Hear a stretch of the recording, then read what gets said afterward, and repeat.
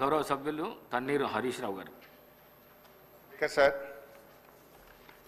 ఈరోజు గౌరవ మంత్రి గారు 691 కోట్ల రూపాయల బిల్లులు పెండింగ్లో ఉన్నాయని చెప్పారు. రాష్ట్రంలో మీరు చూస్తే అధ్యక్ష, బడా కాంట్రాక్టర్లకు మాత్రం బిల్లులు వస్తున్నాయి.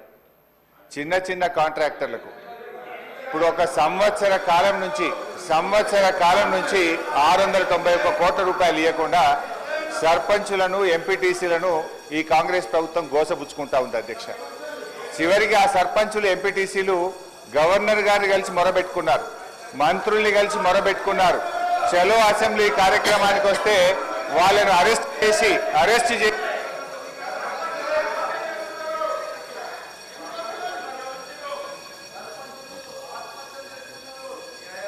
స్పీకర్ సార్, సభను కొంచెం ఆర్డర్లో పెట్టండి. స్పీకర్ సార్, 2 రోజులు మొన్ననే ట్రైనింగ్ ఇచ్చింది, ఇదేనా సార్ ట్రైనింగ్? సార్ అధ్యక్ష, బీఆర్ఎస్ పాలనలో తెలంగాణ పల్లెలు అద్భుతంగా కేసీఆర్ గారి నాయకత్వంలో తీర్చిదిద్దబడ్డాయి. పల్లె ప్రగతి, పట్టణ ప్రగతి అనే కార్యక్రమం పెట్టి ప్రతి నెల పల్లె ప్రగతి కింద గ్రామాలకు 275 కోట్లు ఇచ్చాం, పట్టణ ప్రగతి కింద 150 కోట్ల రూపాయలు ఇచ్చాం.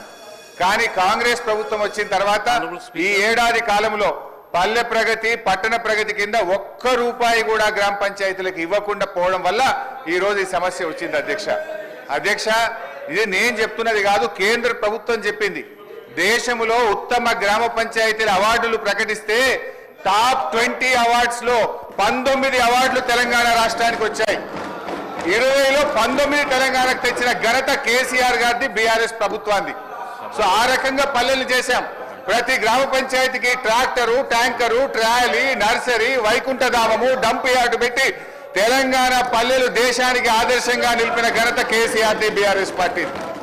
అధ్యక్ష, మేము గౌరవనీయులు మంత్రి గారిని కోరేది ఒక్కటే, ఇవాళ ఈ ప్రభుత్వం వచ్చిన తర్వాత ఎస్ఎఫ్సి నిధులు విడుదల కావట్లేదు.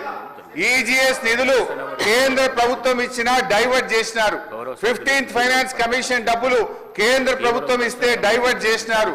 జీపీ జనరల్ ఫండ్ కూడా వాళ్ళ డబ్బులు వాళ్ళు ఖర్చు పెట్టుకోవడానికి కూడా ఫైనాన్స్ నుంచి క్లియరెన్స్ ఇయ్యక, చెక్కులు పాస్ గాక ఇవాళ సర్పంచులు ఆత్మహత్య చేసుకునేటువంటి పరిస్థితి వచ్చింది. అప్పులు చేసి బంగారం కుదబెట్టి పనిచేస్తే ఈ బిల్లులు ఇయ్యారు అధ్యక్ష. ఒక్క నవంబర్ నెలలో బడా కాంట్రాక్టర్లకు 1200 కోట్లకు పైగా బిల్లులు ఇచ్చారు. ఒక్క నెలలో 1200 కోట్లు బడా కాంట్రాక్టర్లకు ఇస్తారు. ఈ చిన్న కాంట్రాక్టర్లు 5 లక్షలు 10 లక్షలు చేసిన సర్పంచులు, ఎంపీటీసీలు, జెడ్పీటీసీల మీద ఎందుకు పగబట్టి కక్షతో వాళ్ళని ఇబ్బంది పెడుతున్నారని చెప్పి నేను ఈ రోజు ప్రభుత్వాన్ని అడుగుతున్నా అధ్యక్ష. ఈ రోజు పరిస్థితి ఏమైంది? గ్రామ పంచాయతీలకు రెగ్యులర్ గా ఇవ్వాల్సిన నిధులు ఇవ్వకపోవడం వల్ల చివరికి ఏం దాకా వచ్చిందంటే, అమెరికా దేశం తెలంగాణకు పోతే చికెన్ గున్యా వ్యాధులు వస్తున్నాయి, జాగ్రత్త అని అమెరికా దేశం ఆ దేశ పౌరులను హెచ్చరించే పరిస్థితి ఏర్పడ్డదంటే పల్లెల్ని ఏ రకంగా మీరు నిర్లక్ష్యం చేశారో అర్థమవుతా ఉంది. ఇప్పటికైనా ఇప్పుడు అమెరికా తెలంగాణ పోతే చికెన్ గున్యా వస్తుందని ఆ దేశ పౌరులను హెచ్చరించిందంటే ఇది మన రాష్ట్రానికి అవమానం, ఈ దేశానికి కూడా అవమానం. మీ పాలన ఆ రకంగా ఉన్నది. సో దయచేసి మేము కోరేది ఒక్కటే అధ్యక్ష, వీళ్ళు బిల్లులే కాదు అధ్యక్ష, ఎంపీటీసీలు, సర్పంచులు, జెడ్పీటీసీలు దిగిపోయి 9 నెలలైంది, ఇంకా వాళ్ళ జీతాలు కూడా పెండింగ్లు ఉన్నాయి. 1వ తారీఖు జీతం ఇస్తామని చెప్తారు. జెడ్పీ చైర్మన్లకు, జెడ్పీటీసీలకు, ఎంపీటీసీలకు దిగిపోయి 9 నెలలైనా 3 నెలల జీతాలు పెండింగ్ ఉన్నాయి అధ్యక్ష. ఆ జీతాలు ఇయరైతే, పనిచేసిన దానికి బిల్లులు ఇయరైతే, వాళ్ళు మిత్తిలు కట్టలేక, అప్పులు కట్టలేక ఇవాళ చాలా బాధల్లో ఉన్నారు. నేను సూటిగా మంత్రి గారిని అడిగేది ఒక్కటే, దయచేసి త్వరలో ఇస్తాము, తొందరలో ఇస్తాం కాదు అధ్యక్ష, స్పష్టమైన డేట్ చెప్పి గ్రామ పంచాయతీ ఎన్నికలు మీరు పెట్టబోతున్నారు, ఆ లోపు వాళ్ళ బిల్లులన్నీ కూడా క్లియర్ చేయాలని చెప్తా ఉన్నాం. మీ దాంట్లో ఏం చెప్పింది అధ్యక్ష?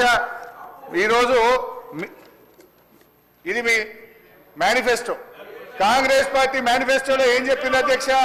రాజీవ్ గాంధీ గారు తెచ్చిన 73, 74 రాజ్యాంగ సవరణ ప్రకారంగా మీరు గ్రామ పంచాయతీలను బలోపేతం చేస్తామన్నారు, నిధులు విడుదల చేస్తామన్నారు.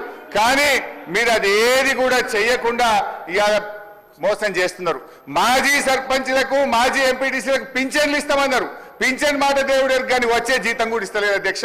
గా పింఛన్ కూడా ఎప్పటి నుంచి ఇస్తారో, జీతాలు ఎప్పటిలో క్లియర్ చేస్తారో, బిల్లులు ఎప్పటిలో క్లియర్ చేస్తారో స్పష్టంగా చెప్పాలని మీ ద్వారా అడుగుతా ఉన్నా. గౌరవ సభ్యులు కొత్త ప్రభాకర్ రెడ్డి గారు.